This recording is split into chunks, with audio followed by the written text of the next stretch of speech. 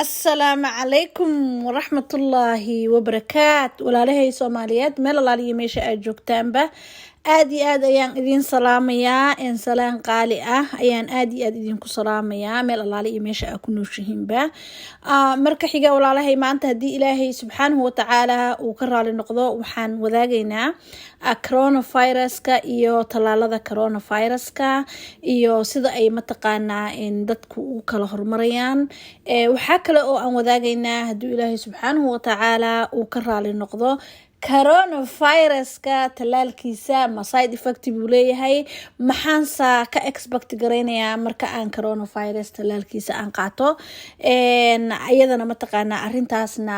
waan wadaagaynaa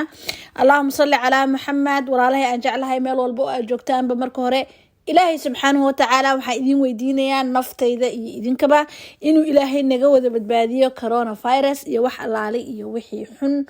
oo socdaba ما شاء الله walaalo fara badan oo codsiga soo gaaray aad iyo aad ba u mahadsantihiin mudana waa kala maqnayn codsigiina aad iyo aad ayaad ugu mahadsantihiin walaalahay gacmo furan mar walba idinku soo dhaweynaya بإذن الله الحمد لله أي ما يصرف مدة اسمه أنا مقلن مر لبعض يوم مر صدحات سود وهذا ولاشين ما ممنا يجنال كيني عافمات aad iyo aad baan idin soo dhaweynayaa ma sha Allah Ilaahay subhanahu wa ta'ala ana meel Allah li meesha aad joogtaanba ha idin soo dhaweeyo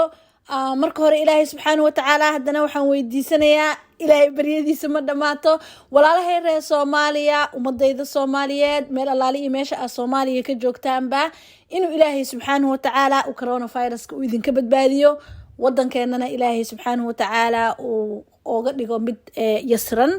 aan Ilaahay subhanahu wa ta'ala aanoo weydiinaya hadaba qaybta koowaad maanta aan ku hormarayo haduu Ilaahay uu ka raali noqdo waxay tahay walaalahayga Soomaaliyeed ee dunida dacaladaheeda jooga iyo walaalahayga Soomaaliyeed ee North America igula nool qaasatan America talaalada hadda soo baxay ma sha Allah tabarakallah Ilaahay subhanahu wa ta'ala ayaa mahad iskale waxaan rajaynaynaa in uu xanuunkan ama dhamaado ama uu noqdo mid la barto qaababkii lagu noolaan lahaa talaaladan oo walaalo fara badan ay soo codsadeen in aan kor istaago hadaba talaaladan marka hore siyaabaha loo kala qaadanayo talaalka coronaviruska waxa ugu horeeya oo qaybta ugu horeyso oo already hadda wada qaadatay ama mataqaanaa ay qaadashadeeda loogu hormariyay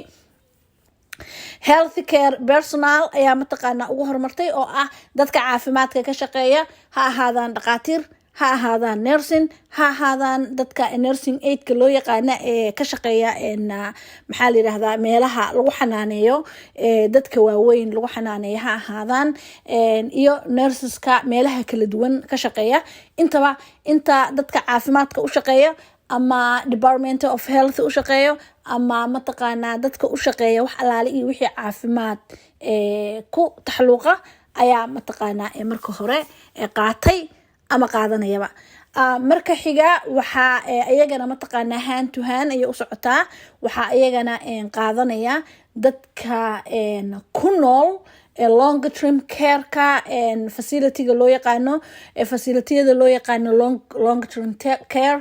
oo ah dadka waaweyn meelaha lagu hayo dadka waalidiinta ah oo dadka duqeyda ah meelaha lagu hayo ayaa mataqaanaa qaadanaya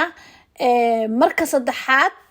wuu soo degayaa biidnillah ilaahay waxaan ka rajaynaynaa inuu ruux walbaba qaato marka saddexaad waxaa qaadan doono frontline dadka loo yaqaano essential workerska dadka shaqeeya oo mataqaanaa in shaqada maxaa la dhahaa meelaha faraha badan oo dadku ay ku kulmaan ka shaqeeya sida mataqaanaa militariga ciidamada maxaa la dhahaa booliiska firefighterka iyo wixii la mid ah ayaa mataqaanaa qaadan doono iyo dadka ayagana mar labaad high riskiga ah ama xanuunada mataqaanaa haysta oo ayagana mataqaanaa in laga ilaaliyo ama da-dooduba ay ku dhowdahay 75ka oo laakiin caafimaadka qaba. dadkii hore waxay ahaayeen dadka waaweyn oo guryaha lagu hayo oo already isbitaalada jiifa. dadkan kaleetana waxa weeyaan dadka waaweyn oo caafimaadka qaba laakiin waxyaabo yar yar laga yaabo in jirkooda ku jirto sida sokorta, dhiigkarka iyo wixii la mid ah. intaa marka ay soo dhaafto waxaa la rajaynayaa in uu qof walbo uu qaato oo caadi ah oo da'diisa ay u dhaxayso caadiyan in loo qaato ayaan rabaa kelmadaas inaan dhaho. qof walba waa caadi ka raali ahaada. maxaa la dhahaa normal age ku jiro 16 sano ilaa iyo 64 sano inta u dhaxaysa ayaa mataqaanaa qaadan doonto haddii ilaahay subxaanahu watacaala uu ka raali noqdo. qaabkaas ayaana loo qaadan doonaa. su-aasha kale ee muhiimka ah waxay tahay umunay side effect miyuu leeyahay? inta hadda la garanayo allahu aclam waxyaabo badan maadaama xanuunkan xanuun cusub yahay, maadaama mataqaanaa in wax hadda la wada baranaya ay tahay oo dhaatadiisii la gurayo, laakiin wax side effect ah oo tallaaladan ay leeyihiin waa yar tahay. allahuma salli calaa maxamed. waxyaabaha hadda laga soo qaaday lasoo guray waxaa kamid ah oo u noqonaya maxaa la dhahaa laga yaabaa qofka inuu dareemo. waxaa kamid ah in uu qofkii mataqaanaa meeshii la duray in ay tallaal walbana wuu yeeshaa, in meeshii gacanta qofka laga duray in ay ama yara guduudato ama mataqaanaa meeshaas wax yar uu ka dareemo, in uu qandho yeesho meel dhaxa ah, in uu yeesho madax xanuun, in uu yeesho daal, in uu yeesho masalada ama murqaha oo xanuuna. intaas ayaa mataqaanaa waxyaabaha side effect ahaan loo sheegtay kamid ah. wanaagiisana muxuu yahay? dhinaca kale in uu immune systemkaaga uu u diyaarsamo inuu iska celiyo, jirkaagu inuu u diyaarsamo inuu iska celiyo xanuunka coronavirus. walaalahay meel alaali iyo meesha aad joogtaanba aad iyo aad ayaa idinku xiisay komanadiina quruxda badan, raadinta ay soo raadisaan, maasha allah tabaaraka allah, waxyaabaha faraha badan ee ii reebteen, ducadiina aadka u fara badan. namarkayga ayaan idin duceynayaa meel alaali iyo meesha aad joogtaan, walaalaha janaalkayga ku xiran iyo walaalaha Soomaaliyeed oo dhan. ilaahay subxaanahu watacaala coronavirus rabbi kuguma rido, wax alaali iyo wixii xun oo dhan ilaahay subxaanahu watacaala ha kaa qabto meel alaali iyo meesha aad joogtaanba. allahumma salli calaa maxamed. waxaa kale oo iyadana aad iyo aad important u ah oo maxaa la dhahaa aan rabaa inaan idinla wadaago, haddii aad talaalka qaadatay iyo haddii aadan talaalka qaadaninba,